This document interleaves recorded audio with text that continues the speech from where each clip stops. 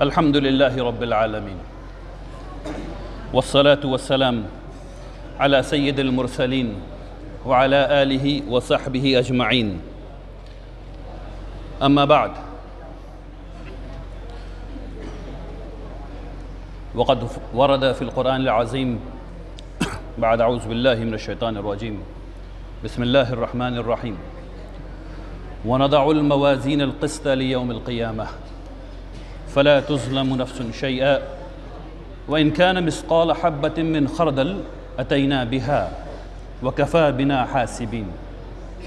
وقال النبي صلى الله عليه وسلم كلمتان حبيبتان إلى الرحمن خفيفتان على اللسان ثقيلتان في الميزان سبحان الله وبحمده سبحان الله العظيم. علماء عظام، دور دور سے آئے ہوئے مہمانان کرام، عزیز طلبہ، السلام علیکم ورحمۃ اللہ وبرکاتہ۔ اللہ سبحانہ و تعالیٰ کا احسان ہے، اس کی دی ہوئی توفیق ہے کہ آج ایک دفعہ پھر جامعہ رحمانی کا بے پناہ کامیاب تعلیمی سال مکمل ہو رہا ہے۔ سبحان اللہ و بحمدہ سبحان اللہ العظیم۔ اللہ سبحانہ و تعالیٰ کے شکر کے ساتھ یہ ضروری ہے کہ ہم لوگ ان کا شکر ادا کریں جن سے ہم لوگوں نے تعلیم حاصل کی ہے۔ میں شکر گزار ہوں جامعہ رحمانی کے تمام مدرسین حضرات کا، جنہوں نے پورے سال پوری محنت کے ساتھ آپ کو تعلیم دی، آپ کو پڑھایا لکھایا۔ اللہ تبارک تعالیٰ ان کے عمل کو قبول فرمائے۔ بارک اللہ فیکم جمیعاً۔ میں آپ تمام طلبہ کا بھی شکر گزار ہوں کہ آپ نے اپنی استطاعت بھر پوری کوشش کی اور پورے دل لگا کر کے جہاں تک اللہ نے آپ کو توفیق دی اس حساب سے آپ نے اپنی تعلیم مکمل کی۔ اللہ تبارک تعالیٰ آپ سے قبول فرمائے، آمین یا رب۔ اس سے پہلے کہ میں اس درس کو شروع کروں، یہ بات صحیح معلوم ہوتی ہے کہ ہم لوگ امام بخاری رحمۃ اللہ علیہ کی کتاب کی پہلی حدیث پر غور کریں۔ اس کتاب کی پہلی حدیث ہے انما الاعمال بالنیات، تمام عمل کا دار و مدار نیت پر ہے۔ آپ سب آج کے بعد آپ سب لوگ جب فارغ ہو جائیں گے تو آپ لوگ عالم کہلائیں گے، فاضل کہلائیں گے۔ یہ بہت صحیح موقع ہے آپ تمام حضرات کے لیے کہ آپ لوگ اپنی نیت، جو بھی آپ کی نیت ہے، اس کو وہاں سے ہٹا کر کے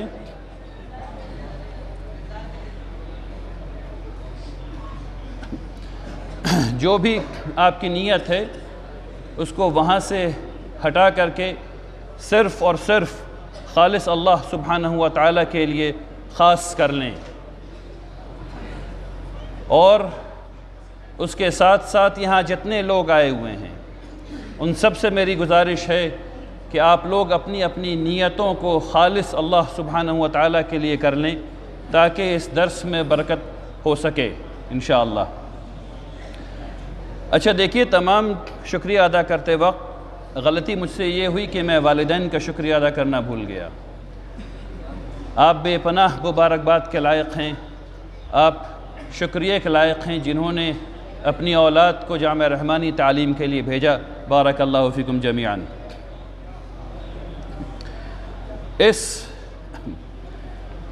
درس کے اخیر میں میرے چند اہداف ہیں جو میں چاہتا ہوں کہ اسے حاصل کیا جا سکے۔ میں اسے آپ کے سامنے پڑھوں گا، اور اس لیے تاکہ آپ یہ دیکھ سکیں کہ اہداف کے تئیں جو درس دیا جاتا ہے اس میں خاص برکت ہوتی ہے۔ یعنی اگر ہمیں یہ پتہ ہو کہ ہمیں وہاں جانا ہے تبھی ہم وہاں پہنچ سکتے ہیں، اس کے بغیر نہیں پہنچ سکتے۔ تو سب سے پہلی بات جو اس درس کے اخیر میں جو نتیجہ نکلنا ہے وہ یہ ہے کہ آپ سب لوگ اس باب اور اس حدیث اور اس کی سند کو اعراب کی رعایت کرتے ہوئے پڑھ سکیں۔ انشاءاللہ آپ سب لوگ اس کو پڑھیں گے تھوڑی دیر کے بعد۔ اس باب اور حدیث میں استعمال شدہ جو مفہوم ہیں اور جو معنی ہیں اس کو سمجھ سکیں گے۔ جو افکار اس باب اور اس حدیث میں آئے ہیں اس پر عمل کر سکیں گے، یعنی اس کی استطاعت آپ کے اندر پیدا ہو جائے گی۔ عمل کرنا اور نہیں کرنا تو آپ کا کام ہے۔ پھر اس باب اور اس حدیث میں مذکور جتنے بھی کلمات ہیں اس کا تجزیہ کر سکیں گے، افکار کو سمجھ سکیں گے اور اس کا تجزیہ کر سکیں گے۔ اس باب اور اس حدیث میں مذکور کلمات اور افکار کو اقوی دلیل کی روشنی میں اختیار کر سکیں گے۔ اس باب اور اس حدیث سے دوسرے کسی باب اور اس حدیث کو ملا کر اس سے حل نکال سکیں گے، اس سے کوئی فقہ نکال سکیں گے، اس سے کچھ احکام نکال سکیں گے۔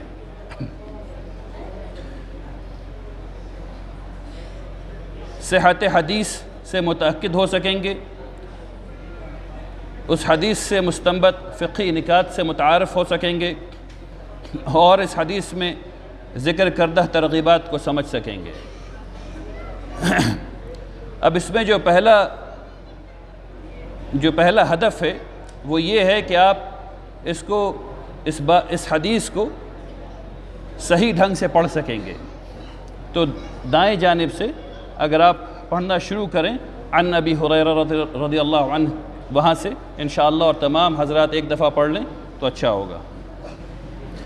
کتاب التوحید، باب قول اللہ تعالی وَنَضَعُ الْمَوَازِينَ الْقِسْطَ لِيَوْمِ الْقِيَامَةِ وَأَنَّ أَعْمَالَ بَنِي آدَمَ وَقَوْلَهُمْ يُوزَنُ وقال مجاہد القسطاس أو القسطاس العدل بالرومية، ويقال القسط مصدر المقسط وهو العادل، وأما القاسط فهو الجائر۔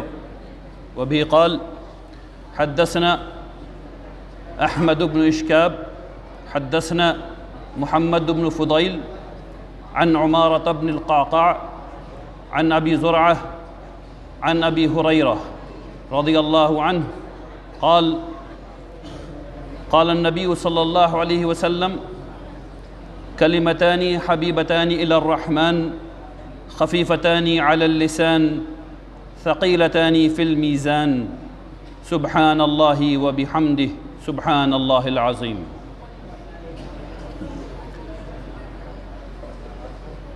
امام بخاری رحمۃ اللہ علیہ نے سورۃ الانبیاء کی ایک آیت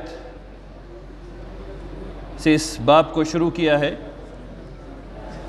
اس آیت کو پڑھ کر کے اس کا عام فہم زبان میں ترجمہ کرتا ہوں تاکہ بات آگے بڑھ سکے۔ اللہ تبارک تعالیٰ قرآن میں فرماتے ہیں وَنَضَعُ الْمَوَازِينَ الْقِسْطَ لِيَوْمِ الْقِيَامَةِ فَلَا تُظْلَمُ نَفْسٌ شَيْئًا وَإِنْ كَانَ مِثْقَالَ حَبَّةٍ مِّنْ خَرْدَلٍ أَتَيْنَا بِهَا وَكَفَى بِنَا حَاسِبِينَ۔ اللہ تبارک تعالیٰ فرماتے ہیں کہ یوم القیامہ کے لیے، قیامت کے دن میں ہم ایک ترازو قائم کریں گے، ایک عادل ترازو قائم کریں گے، عدل کرنے والا ترازو قائم کریں گے۔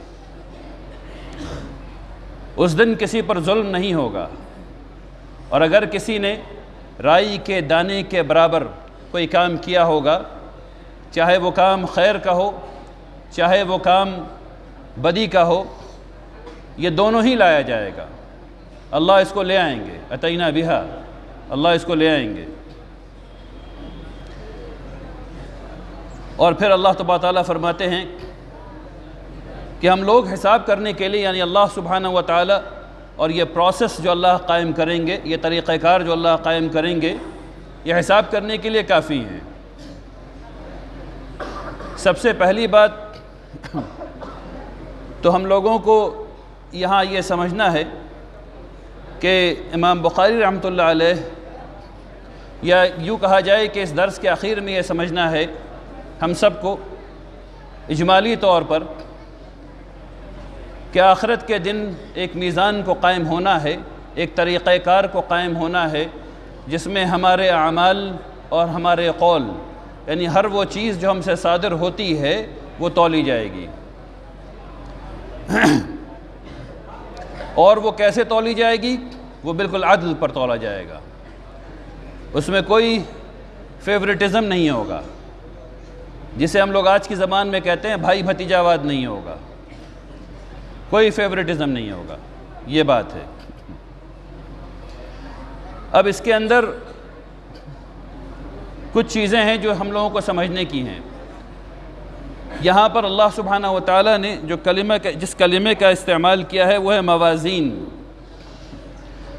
اب اس کے اندر احادیث پر مبنی علماء نے استدلال کیا ہے اور کہا ہے، کچھ نے کہا ہے کہ موازین جمع ہے میزان کی، یعنی ترازو کی، تو موازین کیوں کہا گیا؟ تو کچھ کا خیال یہ ہے کہ موازین اس لیے ہے کیونکہ بہت ڈھیر سارے لوگ ہوں گے، ہر کے لیے ترازو ہوگا۔ کچھ لوگوں کا خیال یہ ہے کہ موازین جو ہے وہ قسم ہے عمل کی، مثلا قتل کرنے کا ایک عمل ہے، مثلا سبحان اللہ و بحمدہ سبحان اللہ العظیم کہنے کا ایک عمل ہے، تو مختلف قسم کے اعمال کو ناپنے کے لیے مختلف قسم کے ترازو ہوں گے۔ کچھ لوگوں کا یہ کہنا ہے، اور جو صحیح معلوم ہوتا ہے، کہ موازین اس لیے کہا گیا کیونکہ اس سے عظمت ثابت ہوتی ہے، اور یہ زیادہ صحیح معلوم ہوتا ہے کیونکہ ترازو یعنی پورے قرآن میں جو اللہ تبارک تعالیٰ تشبیہ سے کام لیتے ہیں کہ جنت میں ایسا ہوگا، جنت میں ایسا ہوگا، جنت میں ایسا ہوگا، کیونکہ ہم لوگوں نے جنت کو نہیں دیکھا اور نہیں سمجھ سکتے ہیں، اس لیے وہ تشبیہ دی جاتی ہے۔ لیکن یقیناً وہاں کا سیب یہاں کے سیب کی طرح نہیں ہونا ہے، وہاں کی ندی یہاں کی ندی کی طرح نہیں ہونی، بالکل مختلف ہونا ہے۔ یہ تشبیہ اللہ سبحانہ و تعالیٰ دے کر کے سمجھاتے ہیں۔ یہ ترازو کی بات بتائی گئی کہ ترازو میں تولا جانا ہے۔ ہم لوگوں کے سامنے ترازو جو ہے وہ ایسا ہوتا تھا کہ ایک طرف پلڑے میں ترازو ناپنے والا بٹکھرا رکھتے تھے اور دوسری طرف سبزی رکھتے تھے اور ناپ لیتے تھے کہ برابر ہو گئی یا نہیں ہوئی۔ تو یہ فکر ذہن میں آئی کہ ایسا ترازو ہوگا۔ اب آج کے زمانے میں ہم نے دیکھا کہ ایک ترازو ایسا آیا ہے کہ اس میں بٹکھرے کی ضرورت نہیں ہے، اسپرنگ لگا ہوا ہے نیچے، آپ نے اس پہ ایک بورا چاول رکھ دیا، اس نے ناپ کے آپ کو بتا دیا، صرف ایک ہی پلڑا ہے لیکن ناپ کا کام چل رہا ہے۔ تو اس کو سمجھنے کی ضرورت ہے کہ اللہ سبحانہ و تعالیٰ طریقہ کار کے بارے میں بات کر رہے ہیں۔ ایک ایسا ترازو، ایک ایسا پروسیس، ایک ایسی چیز قائم ہوگی جو ہر چیز کو صحیح اس کا وزن بتا دے گی۔ آگے انشاءاللہ اس پہ اور بات کروں گا۔ اب یہاں پر ایک اور کلمہ آیا ہے القسط، اور القسط کے معنی یہاں پر عدل کے ہیں۔ اب اس میں جو سمجھنے کی بات ہے وہ یہ ہے کہ ایک ایسا پروسیس، ایک ایسا ترازو قائم کیا جائے گا جو عدل کرے گا، جو انصاف کے ساتھ کام لے گا۔ اب اس ترازو پر کن کا وزن ہونا ہے؟ پہلے کن کی بات کروں گا، پھر کس چیز کی بات کروں گا۔ جب بھی پروسیس کی بات کی جاتی ہے، کسی چیز کی بات کی جاتی ہے، کم سے کم آج کی دنیا میں جو علم لوگوں کے پاس موجود ہے اس میں، تو ہمیشہ 3 قسم کی چیز ہوتی ہے۔ کچھ لوگ ادھر ہو جاتے ہیں اور کچھ لوگ ادھر ہو جاتے ہیں اور اکثر لوگ بیچ میں ہو جاتے ہیں۔ کچھ چیزیں ادھر ہو جاتی ہیں، کچھ چیزیں ادھر ہو جاتی ہیں اور معظم چیزیں بیچ میں رہتی ہیں۔ کچھ لوگ ایسے خوش نصیب ہیں جن کا حساب و کتاب نہیں ہونا ہے۔ ہم لوگ ابن عباس رضی اللہ تعالیٰ عنہ کی حدیث سے جانتے ہیں کہ 70,000 ایسے لوگ ہیں، اور دوسری حدیث میں 4 لاکھ ایسے لوگ ہیں جن کا حساب کتاب نہیں ہونا ہے، وہ بغیر حساب و کتاب کے جنت میں جائیں گے۔ ان کے لیے اس ترازو کی ضرورت نہیں پڑنی۔ اور کچھ ایسے لوگ بھی ہیں جن کا حساب کتاب نہیں ہونا ہے، ان کے اعمال اتنے خراب ہیں کہ وہ بغیر کسی حساب و کتاب کے جہنم میں جائیں گے۔ اللہ تبارک و تعالیٰ قرآن میں کہتے ہیں اولئک الذین کفروا بآیات ربہم ولقائہ فحبطت اعمالہم فلا نقیم لہم یوم القیامۃ وزنا۔ اللہ تبارک تعالیٰ فرماتے ہیں کہ کچھ ایسے لوگ ہیں جو اللہ تبارک تعالیٰ کی آیات سے انکار کر دیں گے، کفر کریں گے اور اللہ کے ملنے سے انکار کر دیں گے۔ اللہ تبارک تعالیٰ ان کے تمام اعمال کو ختم کر دیں گے اور ان کے لیے کوئی وزن قائم نہیں کیا جائے گا، ان کی کوئی قیمت نہیں ہوگی ان کے کاموں کی۔ تو یہ وہ لوگ ہیں، یعنی ایک طرف فرعون بھی تو ہے نا، ابو جہل بھی تو ہے نا، وغیرہ وغیرہ، اس قسم کے جو لوگ ہیں وہ سارے ادھر ہیں۔ تو ادھر کچھ لوگ ہیں، ادھر کچھ لوگ ہیں، اور بیچ میں ہم سارے لوگ ہیں۔ اب اس کو یہ سمجھنے کی ضرورت ہے کہ کس چیز کو تولا جائے گا۔ ایک حدیث ہے جس سے یہ بات پتہ چلتی ہے کہ ایک آدمی کے 99 صحیفے ہوں گے نامہ اعمال کے، اور وہ ایک طرف رکھ دیا جائے گا اور وہ خرابیوں سے بھرا ہوا ہوگا، اور پھر اس پہ حکم لگایا جائے گا کہ جہنم میں جانے والا یہ شخص ہے۔ پھر اس سے پوچھا جائے گا کہ تم نے کچھ اور بھی کیا تھا؟ وہ شخص بولے گا نہیں، میں نے کچھ اور نہیں کیا تھا یا رب، یہ ساری چیز میری ہے، میں گنہگار ہوں۔ تو پھر ایک کاغذ کا ٹکڑا لایا جائے گا، ایک بطاقہ لایا جائے گا، اور بطاقے میں لکھا ہوگا اشہد ان لا الہ الا اللہ واشہد ان محمدا عبدہ ورسولہ، اور وہ اس شخص کے ساتھ دوسرے پلڑے میں رکھ دیا جائے گا، اور وہ دوسرا پلڑا بھاری ہو جائے گا، اور اس شخص پر حکم لگایا جائے گا اس کو جنت میں داخلہ دو۔ تو ایک چیز جو ہے وہ نامہ اعمال کے وزن کے بارے میں بات ہوئی ہے۔ ابو درداء رضی اللہ تعالیٰ عنہ فرماتے ہیں کہ نامہ اعمال میں سب سے بھاری چیز کیا ہوگی؟ سب سے بھاری چیز انسان کا کردار ہوگا، سب سے بھاری چیز انسان کا کردار ہوگا۔ ایک اور طریقہ ہے جس میں ایک حدیث سے سمجھ میں آتا ہے کہ انسان کو تولا جائے گا، خود انسان کو ایک طرف رکھ دیا جائے گا اور ایک بہت موٹے تازے شخص کو لایا جائے گا اور اس کو رکھا جائے گا، اور اللہ کے نزدیک اس کا وزن مچھڑ کے پنکھ کے برابر بھی نہیں ہوگا۔ تو اصل کس چیز کا وزن ہونا ہے؟ اللہ تبارک تعالیٰ قرآن میں فرماتے ہیں فَمَن يَعْمَلْ مِثْقَالَ ذَرَّةٍ خَيْرًا يَرَهُ وَمَن يَعْمَلْ مِثْقَالَ ذَرَّةٍ شَرًّا يَرَهُ، جس نے خیر کا ایک رائی کے برابر بھی عمل کیا وہ اس کے سامنے لایا جائے گا، اور جس نے شر کا رائی کے برابر بھی کچھ عمل کیا وہ اس کے سامنے لایا جائے گا۔ حافظ ابن حجر العسقلانی رحمۃ اللہ علیہ فرماتے ہیں الصحیح ان الاعمال ہی التی توزن، صحیح بات تو یہ ہے کہ اعمال تولے جائیں گے۔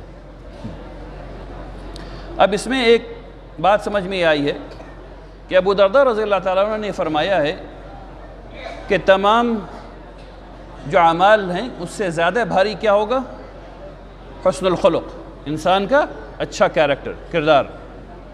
تو نماز کا کیا ہوگا؟ روزے کا کیا ہوگا؟ حج کا کیا ہوگا؟ زکوٰۃ کا کیا ہوگا؟ تو یہ بات سمجھنے کی ہے، اس کو ایسے سمجھنا چاہیے کہ نماز بغیر وضو کے قبول نہیں ہو سکتی۔ نماز کے لیے شرط ہے کہ وضو کیا جائے۔ ٹھیک اسی طریقے سے تمام اچھے اعمال کے لیے شرط ہے کہ ایمان ہو، تمام اچھے اعمال کے لیے شرط ہے کہ ایمان ہو۔ یہ جو چیزیں ہیں فرائض، نماز، حج، روزہ، زکوٰۃ، یہ وہ منیمم پاس نمبر ہے۔ اگر یہ نہیں ہے تو باقی تمام اچھے اعمال کسی کام کے نہیں ہیں، اس بات کو سمجھنا چاہیے۔ تو یہ بات ایسی نہیں ہو سکتی کہ آپ غریبوں کو کھانا تو کھلا رہے ہیں لیکن آپ نے نماز چھوڑ رکھی ہے، آپ نے روزہ چھوڑ رکھا ہے اور اس کے بعد آپ اچھے عمل سے کام لے رہے ہیں۔ یہ دونوں ہی ضروری ہیں، اس کا خیال رکھنے کی ضرورت ہے۔ اب یہ بات سمجھنا چاہیے کہ یہ جو موٹا تازہ شخص آیا اور جس کا وزن جو ہے پنکھ کے برابر بھی نہیں تھا، یہ جو 99 صحیفے رکھے گئے اور اس 99 صحیفے ایک طرف ہیں اور ایک طرف ایک بطاقہ رکھ دیا گیا ہے جس پہ لکھا ہوا ہے اشہد ان لا الہ الا اللہ، یہ ایک طرف ہے، اس کا وزن بھاری ہو گیا ہے۔ تو یہ کیوں ہو گیا ہے؟ وہ کیا چیز ہے جو یہ فرق پیدا کر رہا ہے؟ جب بھی کوئی چیز ہوتی ہے ہم لوگ یہ جانتے ہیں کہ اللہ تبارک تعالیٰ کے نام ہیں اور پھر اس کی صفات ہیں۔ ٹھیک اسی طریقے سے انسان کا نام ہے اور اس کی صفات ہیں۔ محمد الرسول اللہ صلی اللہ علیہ وسلم کی دو سب سے معروف صفات کیا ہیں؟ الصادق الامین، ہے نا، الصادق الامین۔ ٹھیک اسی طریقے سے تمام کام کی صفت ہے، اور صفت کیا ہے تمام کام کی؟ یا تو اخلاص ہے یا ریا ہے، یا تو اخلاص ہے یا ریا ہے۔ اور یہ وہ چیز ہے، یہ وہ صفت ہے جو کسی عمل میں یا تو وزن پیدا کرے گی یا کسی عمل کو تباہ و برباد کرنے والا ہے۔ تو اگر اس درس سے ایک بات سب کو سیکھنی ہے تو وہ یہ ہے جو میں کہہ رہا ہوں اب۔ اخلاص وہ چیز ہے، سنسیئرٹی، اخلاص، اللہ کی رضا، صرف اللہ کی رضا، صرف اللہ کی رضا کے لیے خالص کام کرنے کی توفیق، یہ وہ چیز ہے جو کسی عمل کو وزندار بنائے گی۔ یہ کیسے پتہ چلا؟ اللہ تبارک تعالیٰ نے سورہ بقرہ میں کہا یہ ایسا عمل ہے کہ ایک دانہ لگایا گیا، اس ایک دانے سے 10 بالیاں نکلی، معاف کیجئے، ایک دانے سے 7 بالیاں نکلی، اور 7 میں پھر 100 دانے ہوئے، اور پھر اللہ نے جتنا چاہا اس کو بڑھا دیا۔ ٹھیک ہے نا؟ تو اخلاص کا ایک دانہ 700 سے زیادہ کا کام کرتا ہے۔ اور ریا کیا کرتی ہے؟ ریا کیا چیز ہے؟ ریا یہ وہ عمل ہے جو ہم کر رہے ہوتے ہیں اور اپنے آپ کو دھوکہ دے رہے ہوتے ہیں۔ ریا یہ عمل ہے جو ہم کر رہے ہوتے ہیں اور یہ دل میں یہ خواہش ہوتی ہے کہ لوگ دیکھیں، لوگ کہیں عالم ہے، لوگ کہیں محدث ہے، لوگ کہیں مفسر ہے۔ یہ جو دل کی کیفیت ہے جو اللہ کی رضا کے علاوہ سب کچھ ہے، دنیا کے لیے ہے، یہی ریا ہے، اور بہت سخت وعید آئی ہے۔ میں جلدی سے ایک حدیث آپ کے سامنے کوٹ کر دیتا ہوں۔ آخرت کے دن ایک عالم کو لایا جائے گا، ایک شہید کو لایا جائے گا، اور ایک سخی کو لایا جائے گا، اور اللہ سبحانہ و تعالی اس سے پوچھیں گے، اس شہید سے، کہ تم نے دنیا میں کیا کیا؟ وہ شہید کہے گا یا اللہ میں نے آپ کی راہ میں جنگ کی، اور اس قدر کی، یہاں تک کی کہ میں شہید ہو گیا۔ اللہ سبحانہ و تعالی کہیں گے کہ تم جھوٹ بولتے ہو، تم نے یہ جنگ اس لیے کی کہ کہا جائے کہ جری ہے، اور تمہیں دنیا میں کہا گیا کہ تم جری ہو، اور پھر حکم دیا جائے گا کہ اس کو منہ سے گھسیٹتے ہوئے لے جاؤ اور جہنم میں ڈال دو۔ یہ ہے ریا، بچنا ہے اس سے۔ عالم کو لایا جائے گا، اس سے کہا جائے گا کہ تم نے کیا کیا؟ وہ کہے گا یا اللہ میں نے قرآن پڑھا اور پڑھایا، اور آپ کے لیے قرأت کی، تلاوت کی۔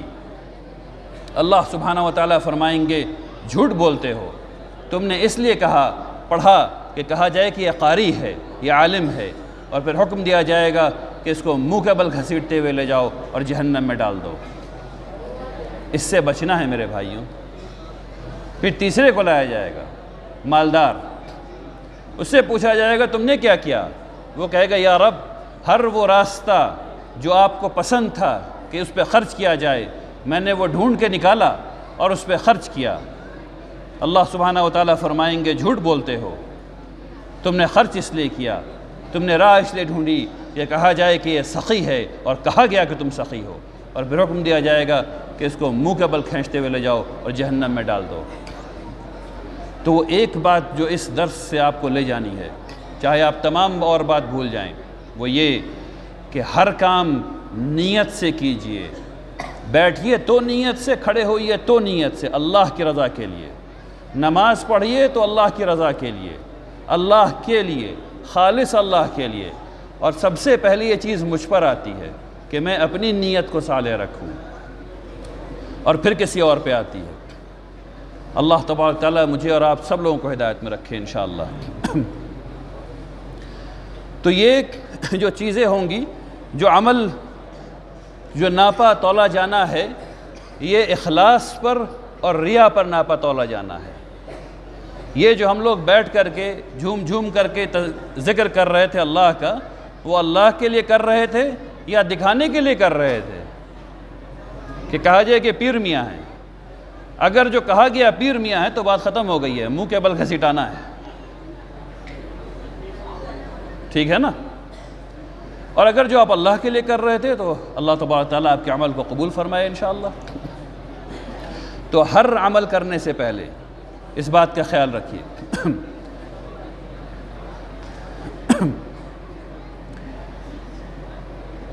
اب دیکھیے ایک لفظ آیا ہے یہاں پہ وَنَدَعُ الْمَوَازِينَ الْقِسْطَ لِيَوْمِ الْقِيَامَةِ، لفظ آیا ہے کہنے کا ایک عمل ہے جس کے مطلب ہیں عدل۔ تو مختلف قسم کے اعمال اللہ تبارک تعالیٰ تشبیہ سے کام لیتے ہیں، اور کہ جنت میں ایسا ہوگا، جنت میں ایسا، وہ رومی زبان میں عدل اور ترازو کے معنی میں استعمال ہوتا ہے۔ اب سوال یہ ہے کہ قرآن کچھ لوگوں کا یہ کہنا ہے بارے میں کئی جگہ صحیح معلوم ہوتا ہے عربی زبان میں ہے کہ موازین اس لیے کہا گیا کس طرح عربی زبان میں ہو سکتا ہے یا نہیں ہو سکتا ہے، یا کسی زبان میں ہوتا ہے یا نہیں ہوتا ہے۔ اس پہ جو لغویین ہیں انہوں نے اپنی رائے ظاہر کی ہے۔ امام قرطبی رحمۃ اللہ علیہ فرماتے ہیں کہ قرآن شریف میں 118 ایسے کلمات ہیں، تعبیرات ہیں جو عربی نہیں ہیں، جو باہر سے لیے گئے ہیں۔ مثلا ابراہیم علیہ السلام کا نام، مثلا نوح علیہ السلام کا نام، مثلا لوط علیہ السلام کا نام، مثلا جبرائیل علیہ السلام کا نام، ٹھیک ہے نا؟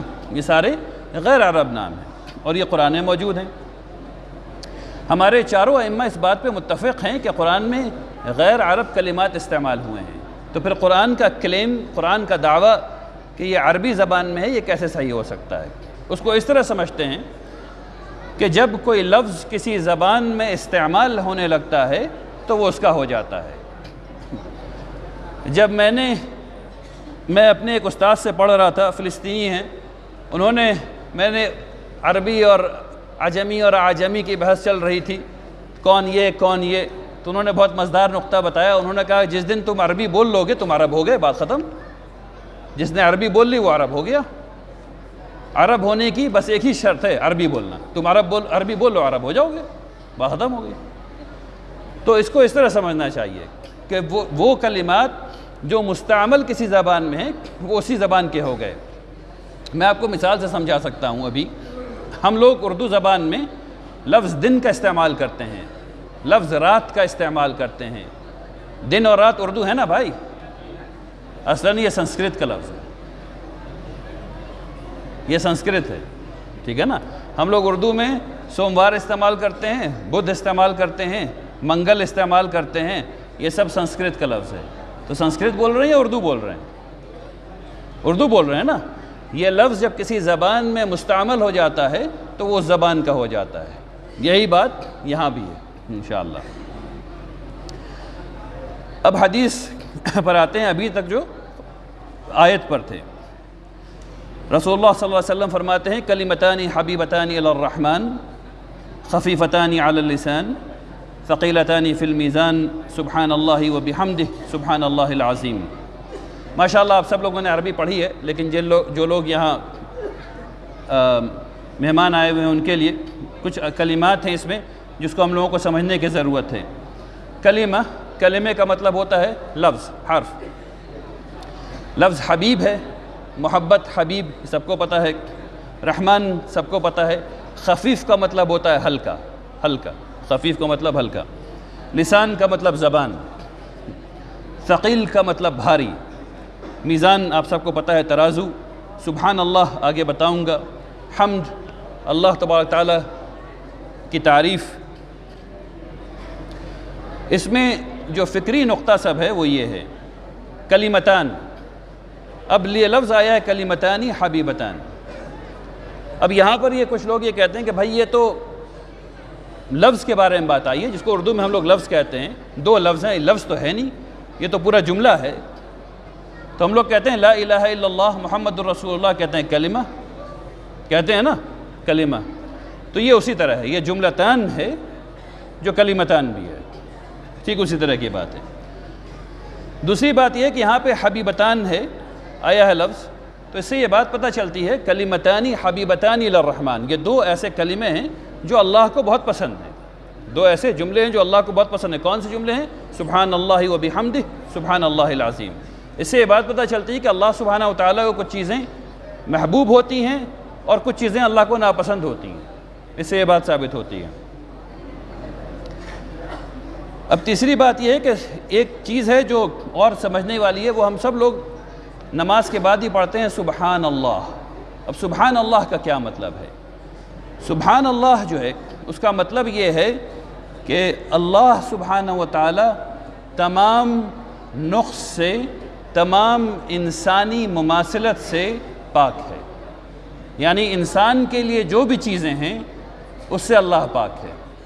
اب جیسے یہاں میرے بھائی کو اونگ آ رہی تھی تو اللہ اس سے پاک ہے۔ کچھ لوگ یہاں سونے والے ہوں گے ابھی، اللہ کو نیند نہیں آتی ہے، ٹھیک ہے نا، اللہ اس سے پاک ہے۔ کچھ لوگوں نے کہا کہ اللہ کا بیٹا، اللہ اس سے پاک ہے۔ کچھ لوگوں نے کہا مریم علیہ السلام کے بارے میں نعوذ باللہ، اللہ کو شادی کی کوئی ضرورت نہیں ہے۔ تو اللہ تمام انسانی نقص سے پاک ہے۔ لات اور منات اللہ کی بیٹیاں نہیں ہیں، اللہ تمام انسانی صفت سے پاک ہے۔ انسانوں کے اندر اللہ کے صفت کی کچھ چیزیں ملتی ہیں، مثلا اللہ رحیم ہے اور اللہ نے وہ چیز انسانی صفت میں بھی ڈالی ہوئی ہے، لیکن وہ چیز جس سے ہم لوگ پریشان رہتے ہیں وہ اللہ کے لیے نہیں ہے۔ تو یہ کلمہ جو ہے، یہ سبحان اللہ، یہ اقرار رہے ہمارے دل میں کہ یا اللہ آپ ان تمام چیزوں سے پاک ہیں۔ یہ جب کہیے سبحان اللہ تو ایسے سمجھ کے کہیے۔ اب حدیث شریف جو آئی ہے اس کے یعنی اس حدیث کے باب اور حدیث کے درمیان باہمی تعلق اور مناسبت کو بیان کرنا ایک بات ہے۔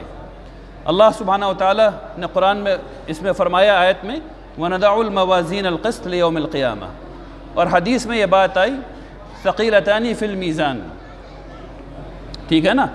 تو امام بخاری رحمۃ اللہ علیہ یہ فرماتے ہیں، اس سے استدلال انہوں نے کیا ہے کہ یہ جو میزان ہے اس پر کیا چیز تولی جانی ہے؟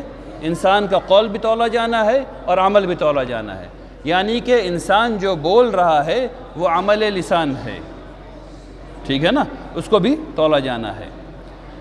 حدیث شریف، اس حدیث شریف کے بارے میں اور خاص کر کے پوری بخاری شریف اور مسلم شریف کے بارے میں جاننا چاہیے کہ جمہور کے نزدیک یہ سب سے صحیح کتاب ہے، سب سے صحیح کتاب ہے قرآن کے بعد۔ لیکن اس کو بھی سمجھنا چاہیے کہ کیا اس کتاب میں تمام صحیح حدیث آ گئی ہیں؟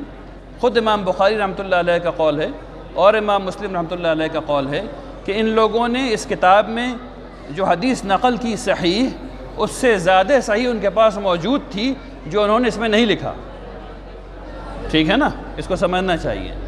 یہ بھی سمجھنا چاہیے کہ دوسری حدیث کی کتابوں میں بعض احادیث سند کے اعتبار سے زیادہ مضبوط ہو سکتی ہیں، لیکن اپنی نہائی صورت میں یہ دونوں کتابیں اور تمام کتابوں سے اصح ہیں۔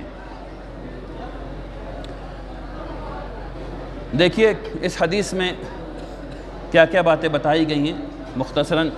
ایک بات تو یہ کہ شوق دلایا گیا ہے ذکر کا، سبحان اللہ و بحمدہ سبحان اللہ العظیم۔ دوسری بات یہ بتائی گئی ہے کہ یہ دین اتنا آسان ہے کہ رسول اللہ صلی اللہ علیہ وسلم نے فرمایا کہ اس کو 100 دفعہ پڑھو ہر روز، سبحان اللہ و بحمدہ سبحان اللہ العظیم، اور اسے اتنا ثواب مل جانا ہے، ٹھیک ہے نا۔ تیسری بات یہ ہے کہ یہ بتایا گیا ہے کہ یہ اتنا ہلکا کلمہ ہے سبحان اللہ و بحمدہ سبحان اللہ العظیم، لیکن ترازو پر بے پناہ بھاری ہے، تو اس لیے اس کو پڑھتے رہنا چاہیے۔ اخیراً جو بات خاص کر کے وہ لوگ جو فارغ ہو رہے ہیں اور جو لوگ یہاں بیٹھے ہوئے ہیں ان کو سمجھنا چاہیے کہ لفظ سبحان اللہ، سبحان اللہ، سبحان اللہ، یہ جو ہم لوگ کہتے ہیں اس پہ ہم لوگوں کو تدبر کرنا چاہیے کہ ہم کہہ کیا رہے ہیں، ہم کیسے اللہ پر ایمان لائے ہیں، یعنی اللہ کیا ہے جس پر ہم ایمان لائے ہیں، اس کی ذات کیسی ہے۔ اگر ہم اس پہ غور کریں گے تو ہمارا ایمان مضبوط ہوتا جائے گا۔ اخیراً مجھے حدیث شریف پڑھنے اور پڑھانے کی اجازت ملی ہے حضرت مولانا سید محمد یحییٰ ندوی صاحب مدظ اللہ العالی سے، اور ابھی دعا میں ان کو خاص یاد رکھیے گا، وہ آئی سی یو میں ہیں۔ انہیں اجازت حاصل ہوئی تھی حضرت مولانا مفتی عبداللطیف صاحب رحمانی رحمۃ اللہ علیہ سے جنہوں نے اجازت حاصل کی تھی حضرت مولانا فضل الرحمن گنج مراد آبادی رحمۃ اللہ علیہ سے، جنہیں اجازت حاصل تھی حضرت شاہ عبدالعزیز محدث دہلوی رحمۃ اللہ علیہ سے، اور جنہوں نے اجازت حاصل کی تھی اپنے والد ماجد محترم جناب محدث دہلوی رحمۃ اللہ علیہ سے۔ آپ سب کو یہ بھی جاننا چاہیے کہ حضرت مولانا فضل الرحمن گنج مراد آبادی رحمۃ اللہ علیہ نے حدیث شریف کو حضرت شاہ عبدالعزیز یعنی بخاری شریف کو حضرت شاہ عبدالعزیز صاحب رحمۃ اللہ علیہ سے بھی پڑھا اور ان سے بھی اجازت حاصل کی، اور حضرت شیخ اسحاق دہلوی رحمۃ اللہ علیہ سے بھی پڑھا اور ان سے بھی اجازت حاصل کی۔ میں آپ تمام حضرات کو جو آج فارغ ہو رہے ہیں ان کو اس سند سے حدیث شریف پڑھنے اور پڑھانے کی اجازت دیتا ہوں، اور امید کرتا ہوں کہ آپ لوگ تقوی اور طہارت پر رہ کر اپنی زندگی گزاریں گے۔ آئیے ہم سب لوگ دعا کریں کہ اللہ تبارک تعالی ہم لوگوں کی نیتوں میں اخلاص عطا فرمائے، ہمارے قلب کو سلیم کرے، ہمارے عمل کو صالح کرے۔ بسم اللہ الرحمن الرحیم۔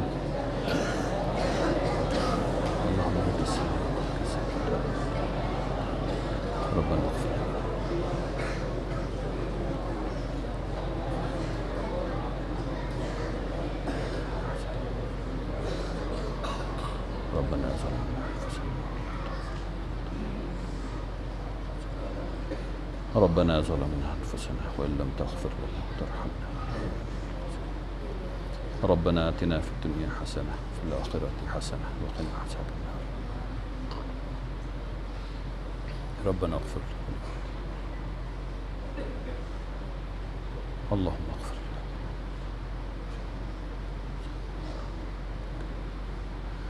اللهم